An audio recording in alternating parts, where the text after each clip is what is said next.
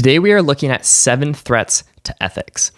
And if it's true that pursuing an ethical life is closely akin to pursuing a good life, that makes these 7 threats to living a good life. Welcome back to the Lifted Pages Book Club, a book and fitness club that throughout 2025 is looking at the question of what makes for a good life. Today we are discussing and expanding on week 1's scheduled readings, pages 1 to 55 of Being Good by Simon Blackburn, and pages 1 to 30 of our companion book, The Death of Ivan Ilyich by Tolstoy. If you aren't a part of the book club, you can always join anytime. The link is below. But these videos are also a great way to learn alongside us without having to read the books. So let's meet these 7 threats to ethics. And as we do, see if you can recognize which one challenges you the most. We've likely all heard at some point or another the German philosopher Friedrich Nietzsche's quote, "God is dead." But we may not know the context in which he is saying it, because he was saying it as a warning. To understand Nietzsche's quote and to understand why this idea of the death of God being a threat to ethics, we need to take a quick trip down history lane. Historical periods are typically sectioned and categorized in different ways depending on what you're talking about. But if you're talking about philosophy and science, the time periods are typically something like antiquity, the Middle Ages, early modern period, with the Renaissance being the bridge between the late Middle Ages and the early modern period, and the scientific revolution and the Enlightenment being a part of the early modern period. During antiquity, you had this interesting blend of philosophers that had gods, but also were exploring humans' capacity to reason. Philosophers like Socrates, Plato, and Aristotle. Then the church, and in particular in the Western world, Christianity, took over through the Middle Ages. A big, long span where the idea was ethics and morality came from God, and to be an ethical person and live a good life was to live according to God's will, basically by listening to the church. Remember, this was well before the printing press, so people relied on the church to read and interpret scripture for them. Then, the Renaissance, or rebirth, which was a rebirth of the explorations of antiquity. Reason, wisdom, virtue, and the exploration of mankind. People started to look back to these ideas from people like Plato and Aristotle and the Stoics and even pre-Socratic or pre-Socrates philosophers. And people began to expand on them and revitalize them. This evolved into a humanism, meaning there was an emphasis on the value, potential, and dignity of human beings themselves. This was in stark contrast to the Middle Ages, where the focus and point of departure had always been God. This humanism and newfound value in being a human being contributed to the thought that through human reasoning, we can independently discern moral truths outside of religious dictates. As philosopher and author Jostein Gaarder put it, man was bold enough to be himself again. As time went on, the Enlightenment brought thinkers like Descartes, Newton, and Galileo, who emphasized observation and rationality. Basically, observing, performing experiments, and using mathematics and logic to draw conclusions. This furthered the gap between human reasoning being an effective way of viewing the world compared to religion. I'm sure we'll talk a lot more about these different eras and the folks who helped shape them, but all of this led to the idea that human reason, with or without religion as a companion, can study and establish what constitutes ethics. So why is this considered a threat to ethics itself? The general idea is this: if we can critique and judge religious ethics, then our ethical standards must come from beyond religion itself. One example of this is selective acceptance. Very few people fully adhere or feel there is ethical validity in all ethical considerations within ancient religious texts. So they use some sort of external kind of ethical standard to decide what parts to follow and what parts to dismiss. And where this becomes a problem is what Nietzsche was saying with his "God is dead" quote. He was saying that without religion and religious traditions, ethics could lose its coherence. If we can't all agree or even understand what that external ethical standard is that we're using to critique religion, then we risk slipping into nihilism, where life seems meaningless, or total relativism, where we all just decide our own standard. Which takes us to our second threat: relativism. Relativism is the other major perspective on ethics. The first being ethics are universal, applying to everyone across time and location, instated by a god or gods or universal consciousness or the cosmos or whomever. Then the second, relativism, is that ethics are not given to us by something or some god, but rather are created by us and are shaped by culture, history, and context. As Blackburn puts it, that there isn't one truth, but rather there is only the different truths of different communities. But taken to its logical end, relativism is subjectivism, meaning it's not one culture's ethics compared to another's, it's one person's compared to another's. And who is to say who is right? To go full subjectivism closes the door to reasoning about what is a better opinion to hold. It turns into, well, that's just your opinion. In Amanda Montell's book Cultish, she talks about thought-terminating cliches, these oversimplified phrases or expressions that are designed to end a discussion or any critical thinking. Instead of addressing the complexity of an issue, it just shuts it down. Phrases like, doubt is the devil's work, or everything happens for a reason. Short phrases designed to basically end the conversation. A relativist position is kind of like that.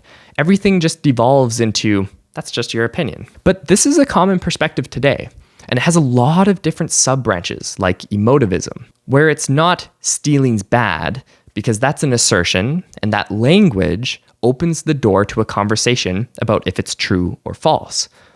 So instead, emotivism is more like boo stealing, where ethics is an emotive expression that can't really be true or false. An interesting dialogue between an emotivist and a determinist is the conversation that happened not too long ago between Sam Harris and Alex O'Connor. It's a really great video and conversation that I'll link below. However, as Blackburn points out, this type of approach simply doesn't work when we're talking about things where the difference impacts other people. As Blackburn puts it, an ethical conversation is not like I like ice cream, where the difference doesn't matter. It is like do this, don't do this, where the difference is a disagreement and does matter. But how do we determine what we think matters? Isn't it possible that it's based on self-interest and we simply argue for what is best for ourselves? This leads us to our third threat, egoism. Blackburn paints egoism pretty bleakly, that humans are selfish, only doing self-interested things, and he pulls it apart pretty quickly, highlighting that people sacrifice their own interests to other passions or concerns quite often. But let's turn to Ayn Rand, a Russian-American author and philosopher who lived from 1905 to 1982. Ayn Rand was actually her pen name. Her given name is Elisa Rosenbaum. In her work, The Virtue of Selfishness, Rand advocates for rational egoism. Rand believed that acting in one's self-interest is not only moral, but is the foundation of a thriving and productive life. That the ultimate moral goal of an individual is to achieve their own happiness and flourishing, or eudaimonia. Eudaimonia is a concept of human flourishing that we turn to in February's book, Nicomachean Ethics by Aristotle. According to Rand, self-interest doesn't mean selfishness in the common negative sense of doing whatever you want, even if it means exploiting or harming others. Rather, it means acting in a way that genuinely promotes one's own life and happiness, which involves rational thought, long-term planning, and considering the consequences of one's actions. For Rand, the pursuit of rational self-interest is compatible with respecting the rights of others. She argued that individual rights, the right to life, liberty, and property, must be upheld in a free society, where each person's actions are based on their own judgment and self-interest, so long as they do not infringe on the rights of others.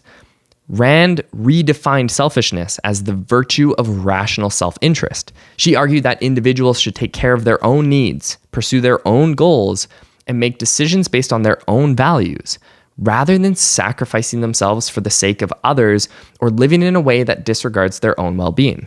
The ultimate moral purpose of life, according to Rand, is the pursuit of one's own happiness. She rejected altruism, the idea that self-sacrifice for the sake of others is a moral duty, and argued that individuals should focus on living for themselves, not for others, and should not allow others to live for them. Ethical decisions are made independently, and individuals must stand by their own judgment and values. Many people today think Rand makes some pretty good points for adopting a rational, self-interested perspective. It's only a short hop, skip, and a jump to the common idea of putting self-care first and then and only then consider care for others. And we will return to Rand's work next month because her main inspiration was Aristotle, who we'll be reading. So there will be some bridges between the two. But what if my goals and self-interest compete with my son's as he gets older? Should I sacrifice mine for his?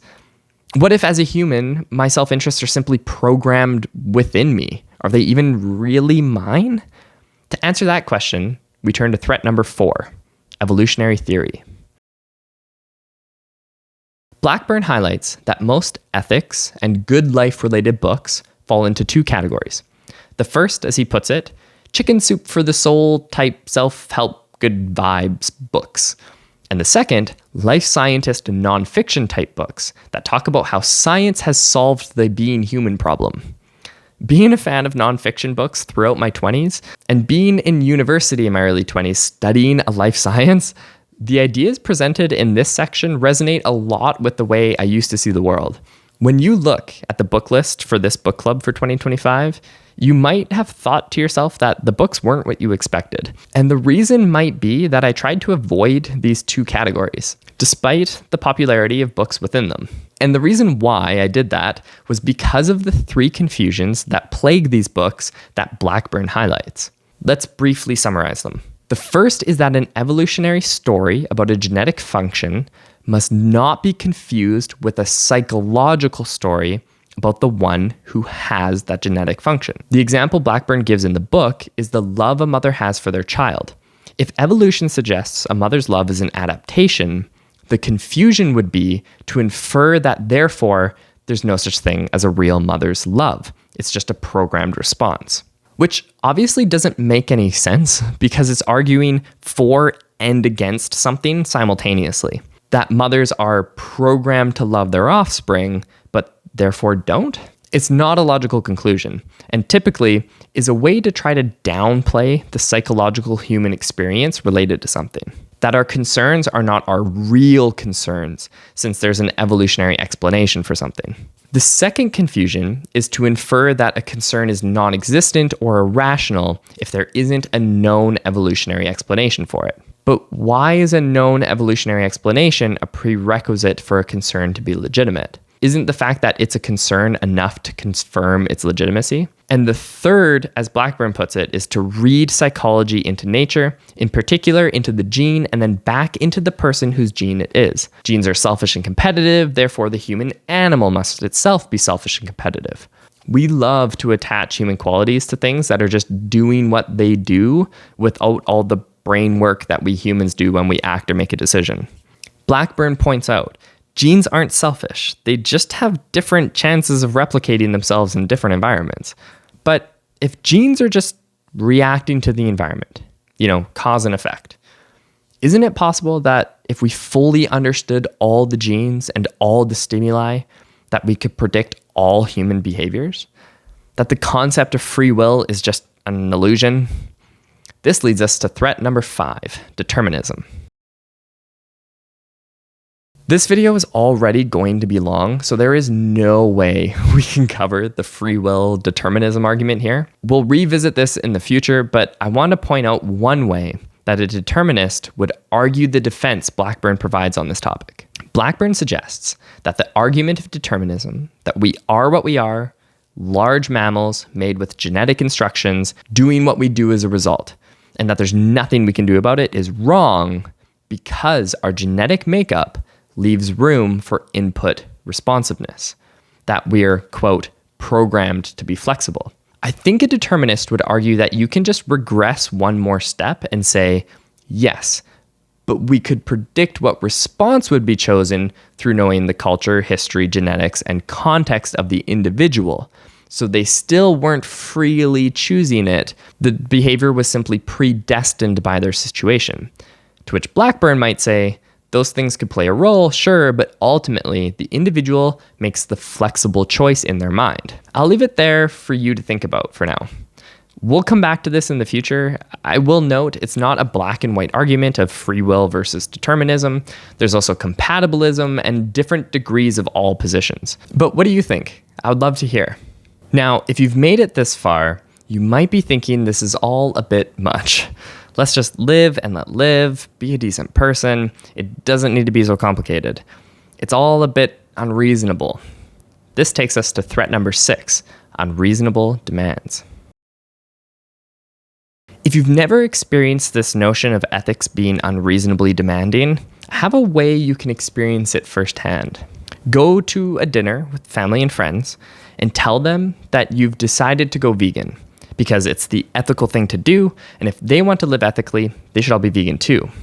There's a chance right now that by me bringing up veganism, it sparked a swirl of thoughts and emotions of how that's a bit of an unreasonable request. But veganism is actually a pretty interesting example. The reason being is there are folks that fall on both ends of the spectrum in regards to what they think is reasonable when it comes to sharing this ethical concern. On one end of the spectrum, there's the vegans who resemble something of the work of Immanuel Kant, who we'll be learning about more in March's main book. These people feel it is a duty to be vegan with no exceptions. There is no excuse for eating a little bit of animal products here and there. And then there's vegans on the other end of the spectrum that have a more subjectivist perspective, where it's more like, I'm not going to push my perspective on you at all. You do you. This is just what I feel is right for me. I'm not saying it's what's right for you. Blackburn ends off this section in kind of a similar way, highlighting that a common view is that it's reasonable to conclude that it's not over and above the call of duty to keep your own hands clean of unethical behaviors. And all of the books in our book list this year, in one way or another, are going to help us figure out what that means for us and how that idea can actually help us have a good and flourishing life in the process. But again, we need to be reasonable. I mean, what are we supposed to do about the barriers society puts in our way to living a good life? It's one thing to go on the pursuit, it's another to overcome the oppressive workings of an entire social and economic system. As the great Simone de Beauvoir put it, her wings are cut and then she is blamed for not knowing how to fly. This is the 7th and final threat to ethics we're looking at today, false consciousness. Blackburn describes false consciousness with the example of a man holding open a door for a woman and how that could be perceived as someone with good intentions participating in socially institutionalized behaviors that have ulterior motives. In this case, to signal that women are weak or in need of male protection. But let's look at another example. Imagine a society where a powerful institution defines what is considered ethical and a good life. And over time, people internalize these ethical norms as universal truths, even if those norms primarily benefit the institution rather than the individuals. And this institution teaches that competitive, active participation within the institution is what will create ethical outcomes, a good life for you and for others.